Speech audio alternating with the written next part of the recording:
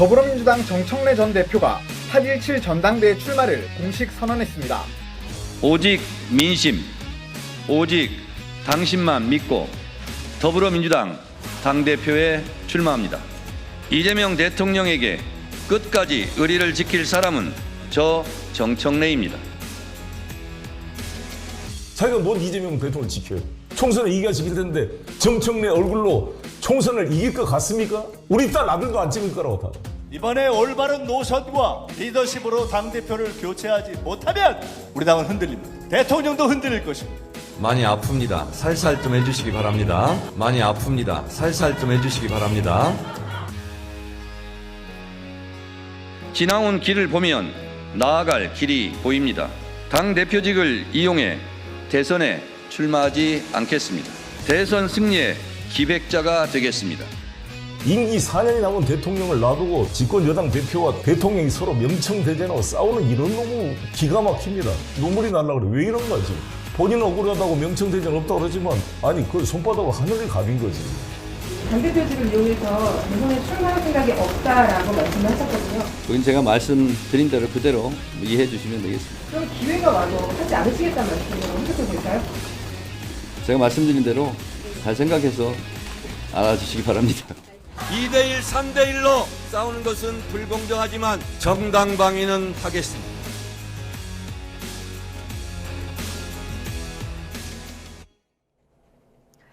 네, 어쨌든 뭐 게임의 룰도 선호 투표제로 정해졌고 정청래 전 대표 입장에서는 이제 전략을 잘 짜야 될 텐데 어제 연임 도전을 선언하면서 대선 불출마 카드를 꺼내 들었습니다. 이게 뭐 어떤 유효성이 있을까요? 그게 자기 정치 논란에서 조금 피해 가려고 하는 그런 전략 같아요.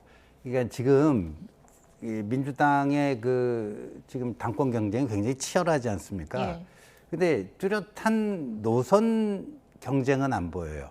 예를 들면은 최근에 핫 이슈가 되고 있는 공소 취소 문제, 대통령 공소 취소 문제에 대해서 화끈하게 한번 의견을 제시하고 얘기를 하던가. 지금 보안 수사권 문제에 대해서 그러니까 공소 취소 문제는 사실상 정청래 전 대표가 문제 제기할 만한데 피해 버리잖아요. 그리고 보안 수사권 폐지 문제는 김민석 후보가 이거 제대로 문제 제기를 해야 되거든요. 이대로 가면 제2, 제3의 장윤기 사건 피해자 같은 피해자들이 속출한다. 근데 침묵해버리잖아요. 그러니까 제대로 된 노선 경쟁이 없이 오로지 대통령을 대하는 태도. 이게 지금 쟁점이 되고 있어요. 집권 여당 대표로서 대통령을 어떻게 대할 것인가.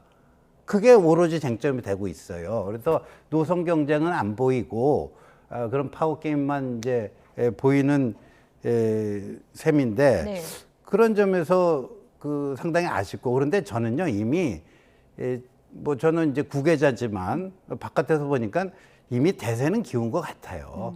왜냐하면은 저 아까 정청래 전 대표는 불공정이라고 했는데 벌써 구도 자체가 그렇잖아요. 여기 1, 2, 3이 구도가 그렇고 그래서 이제 친명계에서 조금 여유를 가지고 그 대할 수도 있는 것 같은데 아까 선호 투표제 같은 거 굳이 당원 당규 개정 절차도 거치지 않고 이게 밀어붙이고 뭐 하잖아요. 그러면 이게 덧나게 돼 있어요. 당하는 쪽이요. 정치권에서는 이렇게 뭐 당하는 쪽이 그냥 뭐 일방적으로 당하지만 않거든요. 또 동정 여론이 좀 쏠릴 수 있습니다. 그렇죠. 근데 그 동정 여론이 지금 정청래 후보에게 쏠린다 해서 아까 제가 대세가 기울었다는데 그게 뒤집힐 가능성은 저는 없어 보이고요. 그런데 하여간 나중에 후유증이 좀 남을 수 있다 이런 생각이 듭니다. 경선이 이제 시작인데 너무 맥을 빼시는 거 아닙니까? 아니 제 눈에는 그렇게 보여서 말씀드렸습니다. 알겠습니다. 어쨌든 뭐 승부는 아직 알 수가 없는데 정청래 전 대표가 이제 불출마 카드를 꺼낸 거는 내 정치 아니다. 나는 이재명 대통령 성공만을 바라본다. 이 진정성을 좀 알아달라 이런 의도 같은데 이게 좀 먹힐까요? 그렇죠. 이제 워낙 정청래 전 대표에 대한 자기 정치론 공격이 거의 뭐 폭격 수준으로 이렇게 당권 주자들이 이야기하다 보니까 본인은 이제 자기 정치를 안 한다는 그런 방법의 하나로 이용하지 않겠다 이렇게 이야기했지만 또 확실하게 다음 대선에 불출마하겠다 이런 얘기도 아니기 때문에 조금 이 주장 뭔가 불출마하겠다가 아니에요? 아니 이제 확실하게 예. 다음 대선에 불출마하겠다 그 얘기는 아니잖아요. 내가 다음 대선에 나의 그러니까 당대표가 되면 안 예. 나가겠다. 아니 이제 이용을 하지 않겠다는 얘기잖아요. 예. 또 이제 대선 시기는 28년에 또 저희 당대표 임기가 끝납니다. 대선은 30년이고 그러면 예. 그때는 또 그럼 한 번 더 당대표 한다는 이야기는 아니잖아요. 그래서 좀 답변이 불명확하다 보니까 기자들이 계속 명확하게 질문을 했는데 예. 답변을 안 하셨기 때문에 조금 모호한 상황이다 예. 이렇게 보고요. 아마도 이번 전당대회 민주당의 목표는 간단합니다. 이기는 민주당. 이재명 정부의 성공을 위해서 어떤 게 더 중요하냐 이렇게 얘기했을 때 어제 정청래 당대표는 코어 지지층을 좀 결집시켜서 이기는 민주당을 만들겠다 이렇게 천명하셨기 때문에 선명성에 좀 방점을 둔 네. 것이고 김민석 후보나 송영길 후보 측은 조금 유능한 민주당 그리고 이재명 정부의 중도 실형 노선 확장에 좀 방점을 예. 두는 그런 모습이기 때문에 당원들이 어떤 선택을 할지는 좀 두고 봐야 될 것 같습니다. 네, 뭐 기자가 대선 출마 기회가 와도 안 하겠다는 뜻이냐라고 했더니 잘 생각해서 알아주시길 바란다. 늘 기자에게 이게 해석의 숙제를 남기는 그 정청래 전 대표 화법이라고 할 수 있는데 어쨌든 이 부분에 대해서 송영길 의원이 강력하게 이제 비판을 했습니다. 어떤 얘기를 했는지 그래픽을 좀 보여주실까요? 대선 불출마에 대해서 너무 엇나간 뜬금없는 얘기다. 누가 나가라고 했냐? 이렇게 반문했고요. 상대방이 좋아하지 않고 동의하지 않는데 혼자 이재명을 몇 번 외친다고 무슨 명청대전이 없어지냐? 그런 걸 스토커라고 그런다라고 맞받아 쳤습니다. 또 이런 얘기도 했습니다. 정청래 얼굴로는 총선 못 이긴다. 임기 4년 남은 대통령 두고 여당 대표와 대통령이 싸우는 그런 경우가 어딨냐라고 비판을 했고요. 명청대전이 없다라고 하는데 손바닥으로 하늘을 가리는 것이다. 이렇게 얘기를 했습니다. 정청래 전 대표를 일종의 좀 스토커라고 표현을 했네요. 네. 근데 저도 그 집권 1년 차 그것도 상당히 그 기세가 좋은 이재명 정권 1년도 되지 않아서 여당 대표와의 갈등이 일어나는 거 이런 거는 처음 봐요. 87년 이후 현행 그 권력 구조가 시행된 이래 예. 집권 1년 차에 여당 대표가 그 대통령과 차별화하는 거는 처음 봅니다. 그러니까 그런 점에서 뭐 그 명청대전이라고 하면 정청래 후보가 좀 억울해 하던데 억울해 할 일은 아니고. 예. 명청대전은 맞는 겁니까? 뭐 저는 맞다라고 봐요. 예. 그리고 그게 이제 자업자득인 거죠. 자업자득인데 지금 와가지고 나는 아니야. 그리고 그 아까 얘기할 때도 아니 화끈하게 난 대선 안 나가고요. 그냥 총선 당대표로서 총선 또 제1당 돼가지고 차기 정권 창출하는데 그 밑거름 역할을 제가 하겠습니다. 대선 불출마한다. 이렇게 화끈하게 해야 되는데 당대표직을 이용해서 대선 출마는 안 하겠다. 이게 뭐예요? 그리고 기자들이 물어보니까 잘 알아서 해석해서 써주세요. 어떻게 해석하셨습니까? 그래서?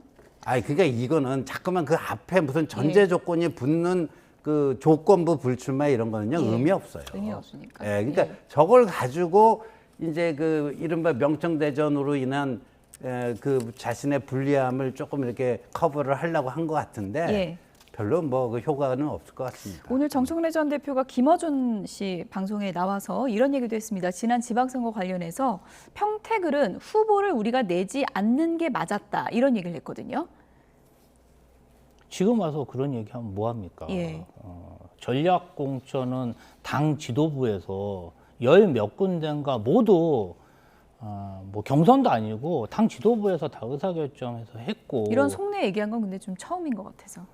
아니 그러니까 이제 그 당 지도부는 그 당시 공천을 했고 행사를 했고 그리고 그 결과에 대해서 책임을 져야지 이제 와서 그때 내가 좀 잘못 생각한 것 같다 이렇게 이야기하시면은 사실 그 어떤 당 지도부의 결정을 믿고 다른 당원들이나 저도 이제 그 당시에 엄청 우리 당 후보를 열심히 선거운동 했는데 그것 자체가 경선도 아니고 당 지도부에서 그런 이야기 하셔서 저희는 그냥 따랐는데 그걸로 이제 많은 또 조국 혁신당과 또 어떤 진보 유튜버들 간의 갈등이 양상이 됐거든요. 근데 이제 와서 공천이 좀 잘못된 것 같다. 이렇게 인정 아닌 인정을 하시는 것은 좀 당인의 한 사람으로서 좀 어리둥절합니다. 그러면 믿고 따랐던 당원들은 다 어떻게 되는 것인지, 왜 그러면 그런 생각을 하셨던 예. 것인지, 어떤 잘못이 있었던 것인지 좀 소상히 밝혀주셨으면 좋겠습니다. 네. 오늘 뭐 이런 얘기도 했어요. 정주원 대표가 한뿌리 정신이라는 얘기를 하면서 전통적 코어를 묻겠다. 김어준 씨가 계속 얘기하는 게 코어 지지층이 빠졌다고 얘기를 하잖아요. 네. 그 코어 지지층을 묶을 적임자 나밖에 없다. 이거는 네. 좀 당심에 호소하는 것 같은데 효과가 좀 있을까요? 근데 그것도 왜 본인만이 코어 지지층을 결집시킬 수 있는지, 그다음에 코어 지지층에 대한 그 어디가 코어 지지층인지도 같은 용어를 쓰고 있는데 예. 그 대상의 범위는 좀 다른 것 같아요. 코어 지지층이라는 게.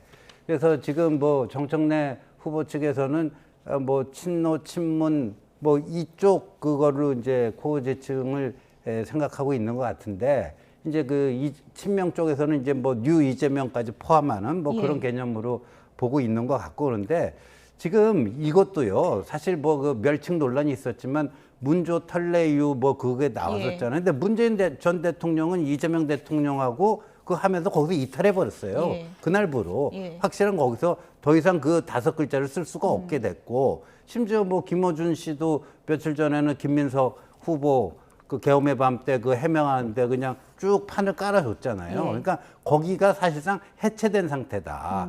그러니까 지금 정청래 후보는요, 거의 사면 초과 상태라고 전 보여지고, 그러니까 위에 그 리더급들이 이렇게 5명 중에 2명이나 빠지고, 사실상 조국 그 전 대표는 최근에 뭐 이상한 논쟁에 잘못 껴들어가지고 거의 그냥 정치적 영향력을 스스로 다 깎아먹고, 그러니까 이게 그 해체 마비 상태로 들어간 거거든요. 그러니까 이 상태에서 그 뭐 코어 지지층 결집하는 게 어떤 그 치료적인 그게 있을까 하는 생각이 듭니다.